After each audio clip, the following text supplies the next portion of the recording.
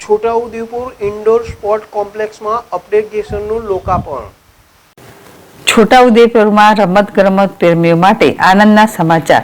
છોટાઉદેપુર નગરપાલિકા દ્વારા indoor sports કોમ્પ્લેક્સના અપગ્રેડેશનનું લોકાર્પણ આજે સાંસદ જસુભાઈ રાઠવા અને ધારાસભ્ય રાજેન્દ્રસિંહ રાઠવાની ઉપસ્થિતિમાં કરવામાં આવ્યું। 15મા નાણાં પંચની અનટાઇડ ગ્રાન્ટ 2022-23 હેઠળ 41 લાખ રૂપિયાના ખર્ચે આ સ્પોર્ટ્સ કોમ્પ્લેક્સનું અપગ્રેડેશન કરવામાં આવ્યું, જે રમતવીરો અને યુવા ખેલાડીઓ માટે આધુનિક સુવિધાઓથી સજ્જ બનાવાશે। આ અપગ્રેડેશનથી ઇન્ડોર સ્પોર્ટ્સ કોમ્પ્લેક્સને નવું રૂપ આપવામાં આવ્યું છે, જેમાં રમતગમતની પ્રવૃત્તિઓ માટે અદ્યતન સુવિધાઓ ઉપલબ્ધ છે। કોમ્પ્લેક્સમાં badminton court, table tennis, carrom અને ચેસ જેવી રમતો રમવા માટે સુદૃઢ વ્યવસ્થા કરવામાં આવી છે।